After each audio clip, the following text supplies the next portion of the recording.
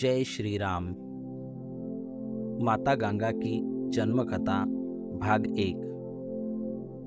राम जी के प्रश्न का उत्तर देते हुए ऋषि विश्वामित्र जी ने कहा, सूर्यलोक में विचरण करती हुई गंगा से उमा की भेंट हुई। गंगा ने उमा से कहा कि मुझे सूर्यलोक में विचरण करते हुए बहुत दिन हो गए हैं। मेरी इच्छा है कि मैं अपनी मातृभूमि पृथ्वी पर विचरण करूं। उमा ने गंगा से आश्वासन दिया कि वे इसके लिए कोई प्रबंध करने का प्रयत्न जरूर करेंगी।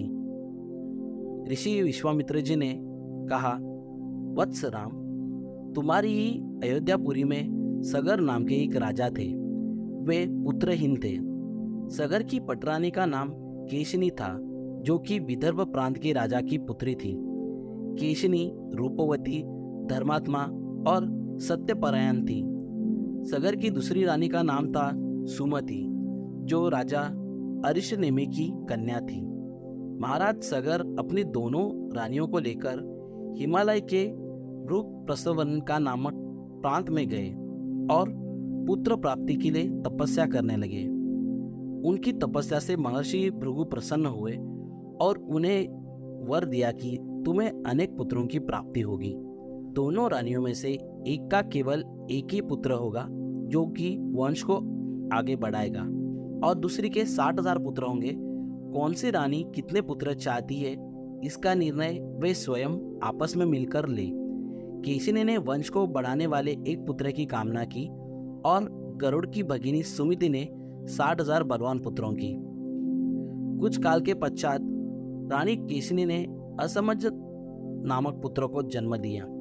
रानी सुमति के गर्भ से एक तुम्बा निकला, जिसे फोड़ने पर छोटे छोटे 60,000 पुत्र निकले। उन सबका पालन पोषण घी के घड़ों में रखकर किया गया। कालचक्र व्यतीत होते गया और सभी राजकुमार युवा हो गए।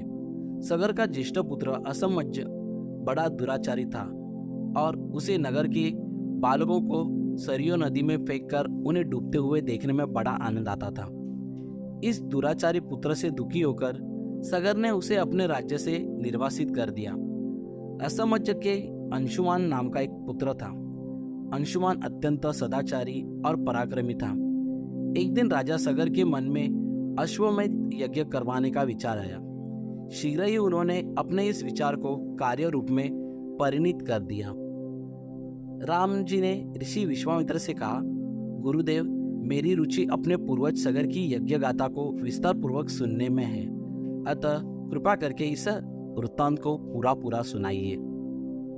राम जी के इस प्रकार से जिज्ञासा व्यक्त करने पर ऋषि विश्वामित्र जी प्रसन्न होकर कहने लगे, राजा सगर ने हिमालय एवं विंध्याचल के बीच की हरितिमा युक्त भूमि पर एक विशाल यज्ञ मंडप का निर्माण करवाया। फिर अश्वमेध यज्ञ के लिए श्याम कर्ण घोड़ा छोड़कर उसकी रक्षा के लिए पराक्रमी अंशुमान को सेना के साथ उसके पीछे पीछे भेज दिया। यज्ञ की संभावित सफलता के परिणाम की आशंका से भयभीत होकर इंद्र ने एक राक्षस का रूप धारण किया और उस घोड़े को चुरा लिया। घोड़े की चोरी की सूचना पाकर सगर ने अपने 60,000 पुत्रों को आज्ञा दी कि घोड़ा चुराने वाले को पकड़कर या मारकर घोड़ा वापस लाओ। पूरी पृथ्वी में खोजने पर भी जब घोड़ा नहीं मिला, तो इस आशंका से किसी ने घोड़े को तहखाने में न छुपा रखा हो, सगर के पुत्रों ने संपूर्ण पृथ्वी को खोदना आरंभ कर दिया। उनके इस कार्य से असंख्य भूमितल निवासी प्राणी मारे गए। खोदते खोदते वे पाताल तक जा पहुंच गए। उनके इस नृशंस कृत्य के विषय में देवताओं ने ब्रह्मा जी को बताया, तो ब्रह्मा जी ने कहा कि ये राजकुमार क्रोध एवं मद में अंधे होकर ऐसा कर रहे हैं। पृथ्वी की रक्षा कर दायित्व कपिल ऋषि पर है, इसलिए वे इस विषय में अवश्य ही कुछ न कुछ करेंगे। पूरी पृथ्वी को खोदने के बाद भी जब घोड़ा और उसको चुराने वाला चोर नहीं मिला, तो निराश होकर राजकुमारों ने इसकी सूचना अपने पिता को दी। क्रुद्ध सागर ने आदेश दिया कि घोड़े को पाताल में जाकर ढूंढो। पाताल में घोड़े को खोजते खोजते वे सनातन वसुदेव कपिल के आश्रम में पहुंच गए। उन्होंने देखा कपिल देव तपस्या में लीन है और उन्हीं के पास यज्ञ का वह घोड़ा बंधा हुआ है। उन्होंने कपिल मुनि को घोड़े का चोर समझकर उनके लिए अनेक दुर्वचन कहे और उन्हें मारने के लिए दौड़े। सगर ने इन कुकृत्यों से कपिल मुनि की समाधि भंग हो गई। उन्होंने क्रुद्ध होकर सगर के उन सब पुत्रों को भस्म कर दिया। दोस्तों, आशा है कि आप सभी को यहाँ तक की कहानी पसंद आई होगी।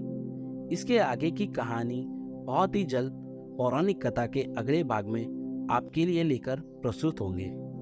दोस्तों, इस चैनल को लाइक, शेयर और सब्सक्राइब जरूर कीजिए और कमेंट करके आपका अभिप्राय भी जरूर दें। आप सभी से यह निवेदन है कि यदि किसी भी प्रकार की कोई भी कमी नजर आए तो आप कमेंट करके जरूर बता दें, ताकि हम उसे सुधार सकें।